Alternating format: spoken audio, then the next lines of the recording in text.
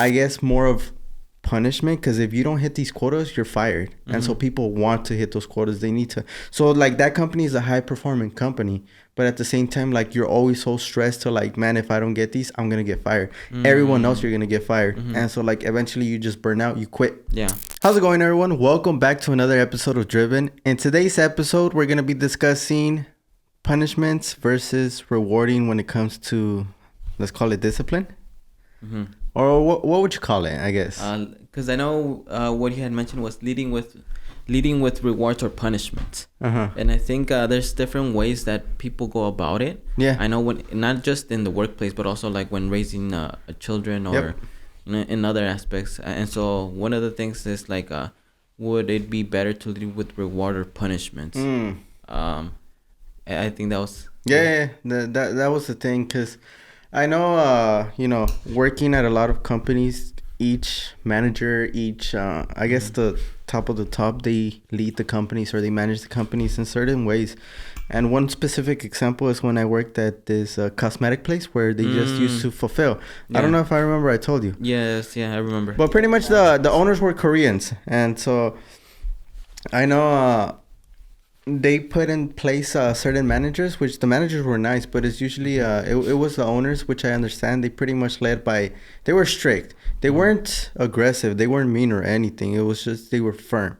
And I know like certain people with firmness or like managing with like stern and firm, they kind of perceive it as like, damn, these guys are assholes. And when you say firm, like what made them firm? Like what made them strict? Strict is like, being punctual. Because I remember for your lunch, automatically you were clocked out.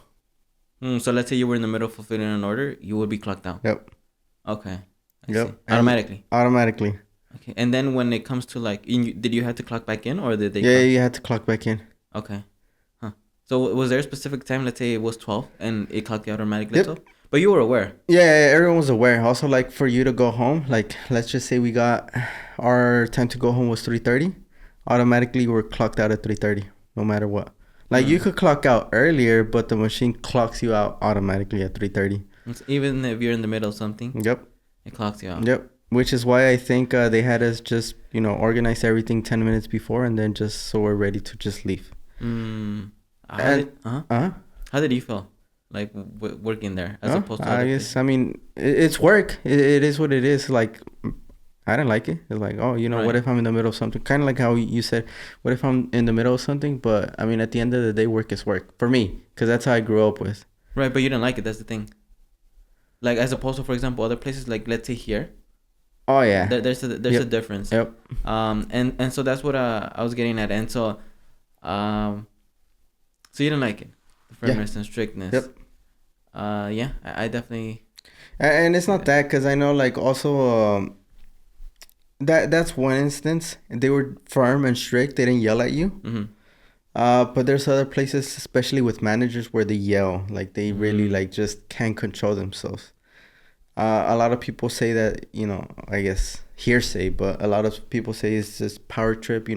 Some people, they're not used to leading people, managing people. As soon as they get into that position of power, they abuse it a little. Have you experienced that? Not so much with managers, but more than anything with coworkers, leads. It's more like they want you to do what they do, and it's kind of like I'm like, I know everything you do. So there's a little pushback. So when it comes to like direct supervisors and direct managers, I have not. But when it comes to like coworkers, I have. And how did you think that went when that did happen? No, it's just like whatever. It's just like, yeah, kind of like brushing them off. Okay. So, but for example, and that's one of the things that I do notice that, do you think people perform better with reward or punishment? Well, that's one of the things, because personally, I think it depends. Because I know we were talking about it. Sports, I think you kind of need that firmness, like because it's competitive. It's like, especially like in men's sports, it's very competitive. It can be aggressive, especially like you're in the moment, you want to win. So like you need that push, you need that motivation. So like it depends on the situation. I think in the workplace, I perform better when it's not that they're nice. It's just like, things need to get done, but they're not assholes, or people are not assholes. Like people, I like being in an environment where it's calm. It's I'm not being, yelled at. So I prefer that. And I know there was a study in, like Goldman Sachs. I don't know if you could discuss it, because their environment is very just like high performance, high level, and the churn is, I don't know if you could get into it. You remember, you know what I'm talking about, no? I vaguely remember. That I tell you, or that you, or that we both see I think we saw it somewhere. Yeah, the Goldman Sachs. I kind of am blanking out. So pretty much Goldman Sachs, their environment is very high performance. They have very strict quotas, let's call them quotas, or very goals that they have to hit. And so like they're stressed, like they're like everyone there is really, really stressed. So like they perform really well for a few months, maybe up to a year, but then they quit because they can't keep it up. So it's like that environment of like, I guess more of punishment, because if you don't hit these quotas, you're fired. And so people want to hit those quotas. They need to. So like that company is a high performing company, but at the same time, like you're always so stressed to like, man, if I don't get these, I'm gonna get fired. Everyone else, you're gonna get fired. And so like eventually you just burn out, you quit. Yeah. Versus an environment to where like you're good, you're comfortable, you know exactly what to do, but it's more of, instead of punishment, it's more rewarding, friendly competition, more of like, if I hit this goal, like this is gonna be the outcome. So like everyone is trying to perform their best, but they're not burning out. You remember that? I don't know if you remember. I vaguely remember that. I think it was a while ago though, huh? Because I know something similar, like where, and it also depends what you're trying to accomplish at, let's say, like, for example, us that own a business, in a business, because I know there's different ways that different companies go about like things. Like, for example, L'Oreal, they treat their employees like, it's a more positive, and when I say positive, it's not like that, positivity and this, all that. It's just a more positive environment. And you see the the effects of that. I think the longevity, I think the average person working there is over 10 years. It's just different, as opposed to, I forgot what company, which the company, it might be not that one, but I think Salesforce, it's a new-ish tech company, where they're like very like, fast, like more of like, not extreme, but you have to perform. There's more of like just, instant. I don't know exactly what the metrics were, but I know that the churn is very high, like 2 to 3 years. After 2 to 3 years, there's a lot of turnover. And so, but the thing is that they can afford to, because they have like, the processes, they have like, people wanting to work there. So they're able to do that. And they're also successful too. L'Oreal successful too. I think it's L'Oreal. And they're both successful, going different ways. And I think it just really depends on how you want to run things, and how and what the goal is. Yeah, because here, like the people haven't gone, like they haven't quit on their own. Yeah. Here. And I think the environment here is like, it was built up to like, and it's everyone pitched in to create this culture, to create this environment, to where like we have people like easily be here 2 years plus 3 years. Yeah. Our longest person started from the beginning. He's still here. Yeah. 2019. Yeah. And then with that, I know that there had to be like, I know like people are used to like different work environments, and I know people had to kind of not be molded, but there had to be like a lot of how do I say it? Like guidance. Yeah. Guidance with that. There had to be a lot of guidance with that, because you could easily see the things turning. Like, we have a couple instances where we had to change people in a position, and then, they had to go remote. In order to like maintain that environment, that culture. And so I think there needs to be guidance too. There needs to be guidance too. But, the culture that exists is extremely well. And then with that, at least like from like, I have 2 examples as to why rewards are better than punishment, or leading with rewards, because I know there was this one not situation or instance, but I don't know if you remember, this person used to come in at 5:30 and used to leave at 2 every single time. But then they got Employee of the Month, and then one of the things that I did mention was, you're really kicking butt. Everyone sees that you're performing really well. Your numbers are high. Like, so pretty much I was telling them all the good things that they were doing. And then from that moment, it could have been also the Employee of the Month. I think they started staying later. They started staying, working harder. They started taking the initiative. And so like you saw like the difference from like just working there to work there, and then starting like willingly wanting to take the initiative. And I think it was because of all the, the recognition, the, what I mentioned, which is, really kicking butt. I think everyone sees that your numbers are high, and so like just keep it up. Yep. And you can see the shift. Similarly with one of our leads in the design team. Yep. Like consistently like the positive. Although sometimes it is hard because sometimes you do have to correct some of the like. Except for example, like if you see someone driving a forklift recklessly with people around, you're gonna have to correct that like immediately. Yep. Not punish them, like maybe punish them, but not like be an asshole and scream like other managers may do, but correct it. But with that individual, like there was a lot of you're really smart, you're a fast learner, more of the things and that's one of the things that I also heard like Layla Hermosi say, like you reward and tell people of all the good things that they're doing, and they're gonna want to continue doing even more.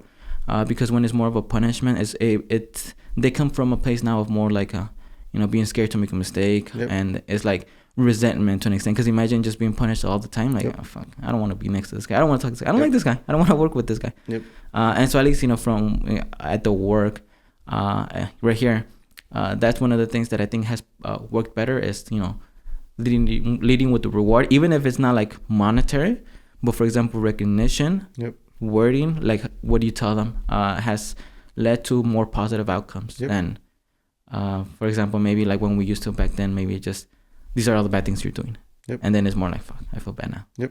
But I mean, at least that it's kind of like that old phrase, the carrot or the stick, the mule, or I forgot, mule, horse, or whatever leading. Pretty much you could just put a carrot in front of, let's call it a horse. It's going to walk. It's going to go in the direction you want it to, and it's going to want it. Versus you're hitting it with the stick to go forward. It's like they're both going to go forward. It's just one is going to want to, like, willingly, and the other one, as soon as you stop hitting it, it's not going to go forward. So, like, either you're, like, rewarding or punishing them, you might get the same outcome, but at the end of the day, we've seen one is better than the other. And especially for what we would want to accomplish, which is the long term, the long term plan. Because then also having to and then having to train new people. For example, imagine all the media disappears and having to retrain them. If all the design disappears, having to retrain them. Same with production. It's also a lot of money invested into like having to retrain people, train new people, hoping that we find the right people. Yeah, and this is because I know we're growing the company, but it could also be translated into other aspects, kind of like how we mentioned in the beginning. So, like, even if it's just yourself, even your own thoughts, like, hey, you're like, man, you suck. Like, you need to do better. Like, at some point, you're gonna, those words or those things or those thoughts, they're gonna come true because, like, you're always in those negative, like, man, like I suck, like, like you need to do better, versus like, okay, I didn't do better, but I know I could improve. Let me push for this. Let me go after it. Have you had instances of both? Or like how you say, oh, I'm not good enough, or I suck, or this, and probably then also in sports. Okay. And in sports, because it's like it's factual. It's like there's certain levels, there's certain standards, and it's just like I guess more than anything in sports, because at the same time it's motivation. And then how do you react to each like thought process? How did I react? So for example, when you tell yourself like maybe like these fuckers are faster, these fuckers are better, or for example like as opposed to like the other. I think there's a thin line between just breaking and pushing forward, and I say that because I know like it does depend on the person, because like you could tell yourself the stuff like how you mentioned, like, man, these guys are faster, these guys are like, am I gonna be able to catch up? So you could easily just quit. Like, why am I even gonna try? And I know for some people it just pushes them even more. So I think more than anything it's just like, instead of, because I know like some people do perform well under pressure or under like bad circumstances, they do perform, but I think majority of the people, I think myself included, it's more of like, all right, let's get this done. It's like I know maybe we're not where we want to be right now, but I know I need to do certain things to get to where I want to be, instead of, oh man, you're a loser or you suck.